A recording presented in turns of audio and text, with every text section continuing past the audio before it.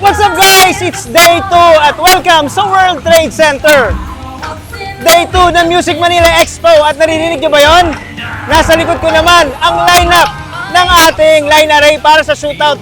Pero bago yan, samahan nyo muna ako at sasamahan ko kayo kung saan kayo magpupunta bago pumunta sa ibang booth.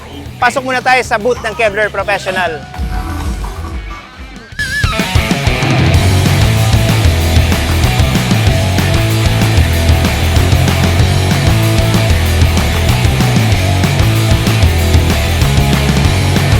So pagpasok natin sa World Trade Center, bago tayo bumisita sa mga paborito nating distributor ng Pro Audio, visit muna tayo sa Kevlar Professional. Tara, pasok tayo.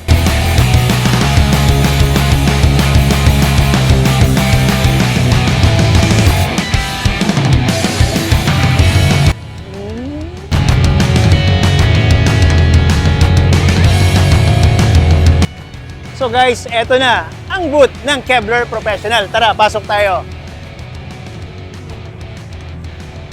So guys, samahan nyo ako sa loob ng booth ng Kevlar Professional at ating silipin ang mga bagong models at abangan nyo sa mga bagong products ng Kevlar. Tara, samahan nyo ako. Excuse me po. So guys, kabang-abang sa series ng ating mga speakers ngayon ng NX series from Kevlar Professional. So, eto po ang lineup. Punta naman tayo sa mga plastic molded speakers natin. So, alam ko meron nag-aabang sa inyo kung magkakaroon na ng active speakers ang AXL series natin. So, meron na tayong upcoming na active speakers. Hindi lang 15 inches, meron na tayong 12 inches at syempre, meron na rin tayong 10 inches. So guys, sigurado alam na alam nyo at kilalang kilala nyo ang BRX 932 ng Kevlar Professional.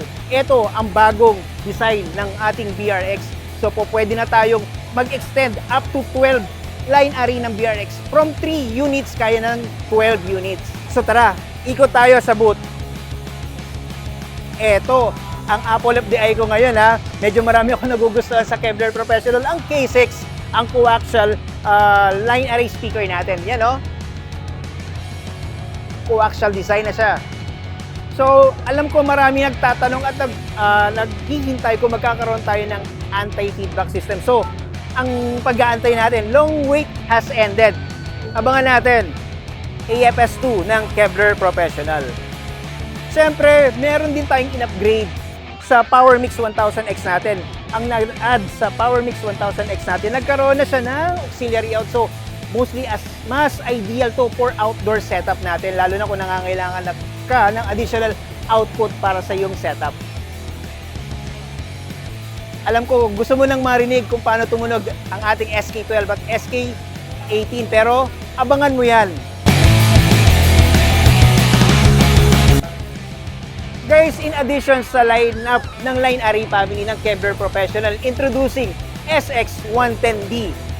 Singleton line array compact, very lightweight siya. Pwede mo siyang i-install for auditorium, for church application. Siyempre, pwede mo rin siyang gamitin sa outdoor and indoor setup natin. Very lightweight to. Napakagaan. So, SX110D.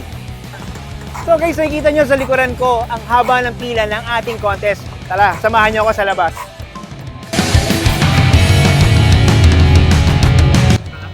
So, paano ba makasali sa mechanics ng ating contest? Kailangan mo lang mag-register, scan ng QR code, at meron ka ng chance na mag-spin ng ating roleta.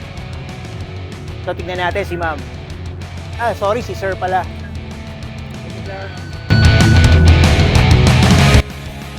Keychain yun. So, napakadali lang, di ba, tropa? Just scan the QR code, di ba? So, register na.